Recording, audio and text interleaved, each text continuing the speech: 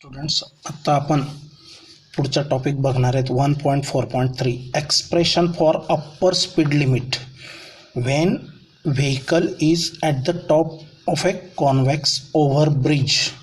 म्हणजे पुलावरती एकदम वरच्या पॉईंटला असा कर्व पूल असेल, कॉन्व्हेक्स ओव्हर ब्रिज असेल, तर त्याच्यावर इथं जास्तीत जास्त किती स्पीड ठेवला तर चालेल. कारण त्याच्यापेक्षा अजून जास्त स्पीड ठेवला तर ते वाहन असं टर्न न होता ते आउट ऑफ ब्रिज होण्याची शक्यता आहे. मग त्याच्यासाठी आपण कन्सिडर करणार आहेत. आता हे व्हेकल आहे, consider vehicle of mass M, so its weight is mg acting vertically downwards.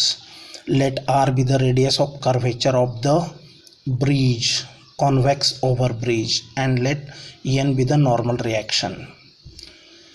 Consider vehicle at the top of a convex over bridge. During its motion, forces acting on the vehicle are.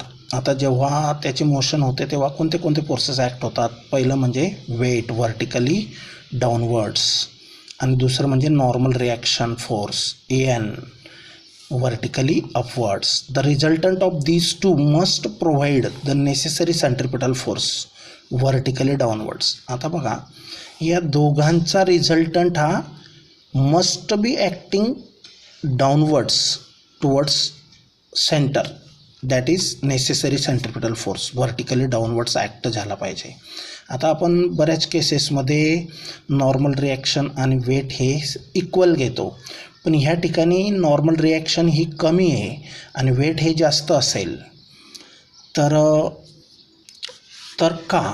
तर normal reaction जेव्हा वाहन असं वरती जात असतं त्याच्या contact फार कमी असतो, आणि कॉन्टॅक्ट जर जास्त असेल तर नॉर्मल रिॲक्शन जास्त असते. ते स्पीडमध्ये ओव्हरटेक करत असतं आणि म्हणून नॉर्मल रिॲक्शन कमी आहे, वेट मात्र तेवढंच असतं. आता म्हणून या दोघांच्या रिझल्टंट मात्र सेंट्रिपिटल फोर्स असेल. म्हणजे इथं एम जी हा वेट हा जो फोर्स आहे तो ग्रेटर आहे दॅन नॉर्मल रिॲक्शन. हा एक पॉईंट इम्पॉर्टंट आहे इथं. मग इक्वेशन कसं लिहू शकतो? तर बघा, हे दोन जे फोर्सेस आहेत त्यांच्या रिझल्टंट म्हणजे ग्रेटर मायनस स्मॉलर, जो शिल्लक राहील तो म्हणजे सेंट्रिपिटल फोर्स असेल. कारण सेंट्रिपिटल फोर्स नसेल तर ते वाहन असं टर्न होणार नाही, ते आउट ऑफ ब्रिज जाण्याची शक्यता आहे. म्हणून M G minus normal reaction, weight minus normal reaction is the centripetal force mv²/r. आता हा जो व्हेलॉसिटी आहे, स्पीड आहे, तो जास्तीत जास्त किती असायला पाहिजे इथं? त्याच्यापेक्षा कमी असला तर चालणार नाही, किंवा त्याच्यापेक्षा अजून अप्पर लिमिट आपल्याला बघायचं आहे, त्याच्यापेक्षा खूप जास्त पण चालणार नाही. As the speed is increased, जेव्हा आपण स्पीड इन्क्रीज करतो, स्पीडमध्ये वाहन जातं, तेव्हा ते वाहन असं टर्न होण्याऐवजी खूप स्पीडमध्ये जर गेलं तर ते रोडच्या वरती असं जाण्याची शक्यता आहे, म्हणजे कॉन्टॅक्ट होणार नाही, म्हणजे नॉर्मल रिॲक्शन डिक्रीज होते, रिॲक्शन मिळणार नाही त्याला. तर म्हणून स्पीड जर वाढवला, increased, as the speed is increased normal reaction goes on decreasing. Normal reaction is an indication of the contact.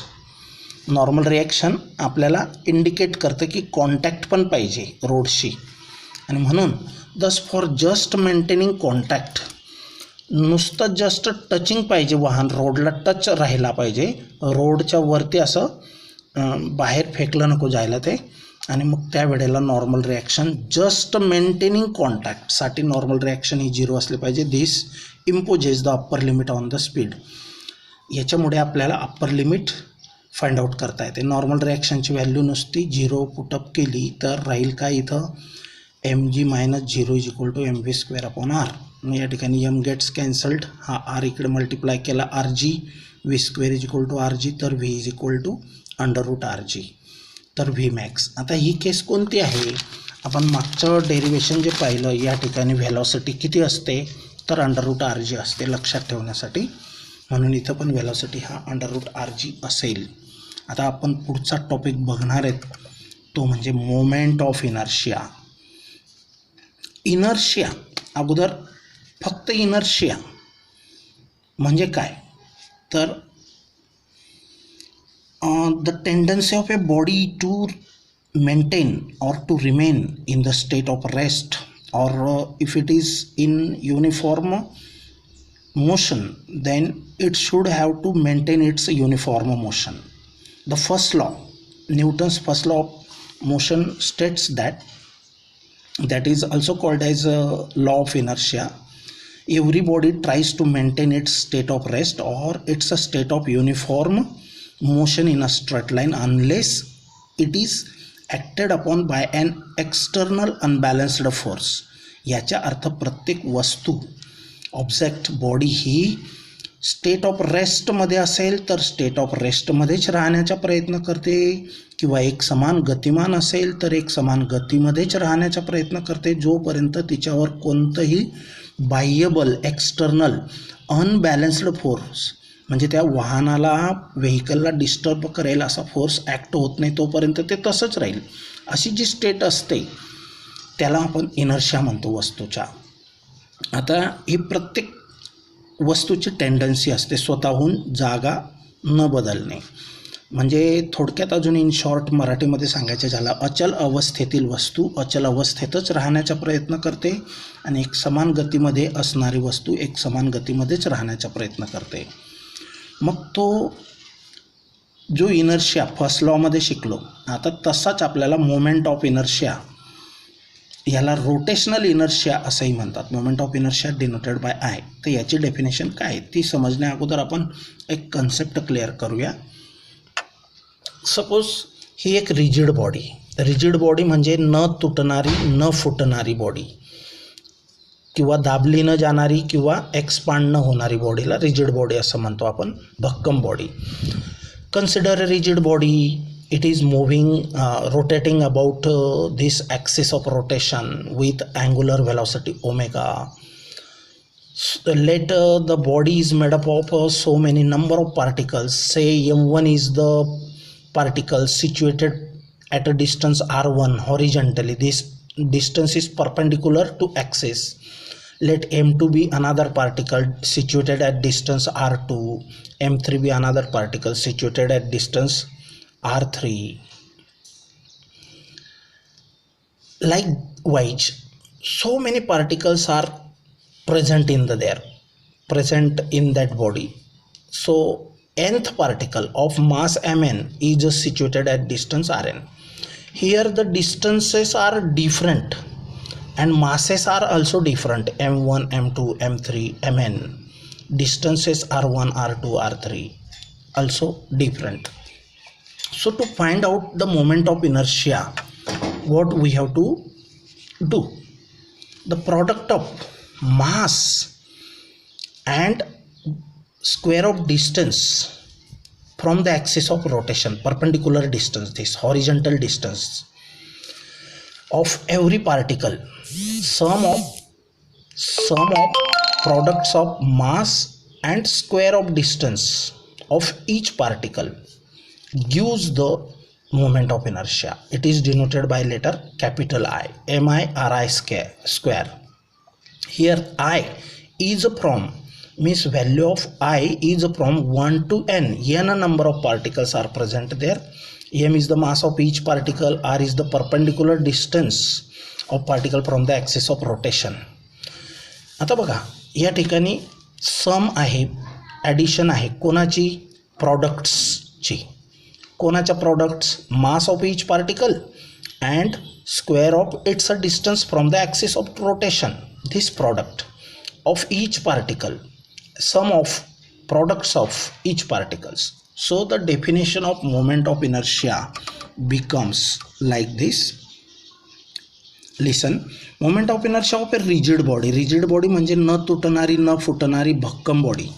तर moment of inertia of a rigid body about an axis of rotation, म्हणजे कोणत्याही axis भोवती आपल्याला पाहिजे असेल तो, is defined as सम म्हणजे addition, sum of products of mass of each particle and the square of its perpendicular distance from the axis of rotation. This is the definition of MI. समजलं? मग हे समजलं असेल तर डेफिनेशन लवकर समजेल. तर सम of products of mass of each particle and square of its a distance, perpendicular distance from the axis of rotation. This sum. In short आपण फॉर्म्युलेट केलं तर तो असा येईल. मग आयचा फॉर्म्युला हा तयार झाला. आता याचे एस आय युनिट काय असेल? आयचं मास कशामध्ये मेजर करतो आपण? किलोग्राम्स, के जी, डिस्टन्स मीटरमध्ये एस आय युनिटमध्ये, आणि त्याच्या स्क्वेअर म्हणजे metre square. So S I unit is K G metre square. Dimension काय असतील? के जी म्हणजे मासच्या 1 टाईम आणि लेंथ मीटर स्क्वेअरच्या 2 टाईम आणि टाईम 0 असेल. हे डायमेन्शन्स आहेत. तर मोमेंट ऑफ इनर्शिया ही जी क्वांटिटी ती स्केलर पण नाही, वेक्टर पण नाही, पण ती टेन्सर क्वांटिटी, अनादर कॅटेगरी. तर टेन्सर क्वांटिटी. तर आता पुढचा पार्ट आपल्याला बघायचा आहे. डेफिनेशन समजली मग? तर ही लर्न करणे फार गरजेचे आहे. आता पुढचा पार्ट बघूया आपण. तर how moment of inertia, M I हा शॉर्ट फॉर्म आहे मोमेंट ऑफ इनर्शियाचा. आता तरी पण तुम्हाला ही झाली डेफिनेशन, पण त्याचा मिनिंग म्हणजे ही बॉडी रोटेट व्हायला स्वतःहून तयार राहणार नाही, ती रेजिस्ट करेल. रोटेशनल इनर्शिया म्हणजे काय? ती रोटेट व्हायला अपोज करेल, स्वतःहून ती रोटेट होणार नाही. जितकं मास तिचं जास्त राहील तितकं रोटेट करायला तिला जास्त फोर्स लागेल. आणि बॉडीला रोटेट करण्यासाठी जो फोर्स लागतो त्याला टॉर्क म्हणतो आपण. म्हणजे आता फोर्स आणि टॉर्कला पण युनिट न्यूटनच आहे, फोर्सला पण युनिट न्यूटनच आहे. फोर्स तुम्हाला माहिती आहे. तर एखाद्या वस्तूला आपण एका जागेवरून दुसऱ्या जागी पोचवायचं असेल तर फोर्स लागतो. To push or pull is called a force. Force is measured in newton. But here to rotate the body torque is needed. टॉर्कची गरज आहे. टॉर्क म्हणजे 1 टाईप ऑफ ए फोर्स. फक्त force which is able to rotate the body is called a torque. एवढं लक्षात असू द्या. आता moment of inertia, how moment of inertia in rotational motion is analogous म्हणजे सारखा आहे. ॲनालॉगस quantity for mass in linear motion. आता लिनियर मोशन म्हणजे एखादी वस्तू आहे, खूप अवजड आहे, मास जास्त आहे, तर तिची मोशन घडवण्यासाठी पहिली गोष्ट मास जास्त असेल तर फोर्स जास्त लागेल. म्हणजे मासचा जो रोल आहे लिनियर मोशनमध्ये, मासचा रोल फार इम्पॉर्टंट आहे. तसं जर बॉडीला रोटेशनल इनर्शिया जास्त असेल तर आपल्याला टॉर्क, तिला फिरवायला लागणारा जो फोर्स आहे तो जास्त असेल. मग आता बघा, आपण सर्क्युलर मोशनमध्ये 3 गोष्टी पाहिल्या: डिस्प्लेसमेंट, व्हेलॉसिटी आणि ॲक्सलरेशन. पण त्यांचं नाव काय होतं? Angular displacement, angular velocity and angular acceleration respectively. तर त्यांना लिनियर मोशनमध्ये ते काय होते? आपण साधी डिस्प्लेसमेंट, लिनियर डिस्प्लेसमेंट म्हणायचो, लिनियर व्हेलॉसिटी, लिनियर ॲक्सलरेशन. म्हणजे यांना रिप्लेस केलं त्यांनी अँग्युलरने. तर लिनियर मोशनमध्ये linear displacement is replaced by angular displacement. Linear velocity in linear motion is replaced by angular velocity in rotational motion or circular motion. Linear acceleration is replaced by angular acceleration. तर यांच्यापासून आपण kinematical equations बघितले. Also torque is an analogous quantity of force. म्हणजे जसं linear displacement घडवण्यासाठी फोर्सचा role आहे, तसं इथं ह्या बॉडीला डिस्प्लेस नाही करायची, रोटेट करायची. रोटेट करण्यासाठी आपल्याला कशाची गरज असते? टॉर्क. म्हणून टॉर्क हा कोणासारखं काम करतो? ॲनालॉगस म्हणजे च्यासारखं काम करतो, फोर्ससारखं. आता expression of linear momentum, force and kinetic energy. आता हे बघायचे बाकी आहेत आपल्याला, बघणारच आहे आपण. Included mass as a common term. तर यांच्यामध्ये मास ही कॉमन टर्म असते. Hence in order to have their rotational analogues, moment of inertia acts as a analogous quantity for mass. म्हणजे जसा लिनियर मोशनमध्ये मासचा रोल आहे तसाच रोल लिनियर मोशनमध्ये जो मासचा role आहे तसाच रोल ही बॉडी रोटेट होण्यासाठी मोमेंट ऑफ इनर्शियाचा रोल आहे. म्हणजे बॉडी स्वतःहून रोटेट व्हायला तयार नाही. That is called rotational inertia. Moment of inertia is also called as rotational inertia. Now will stop for next topic.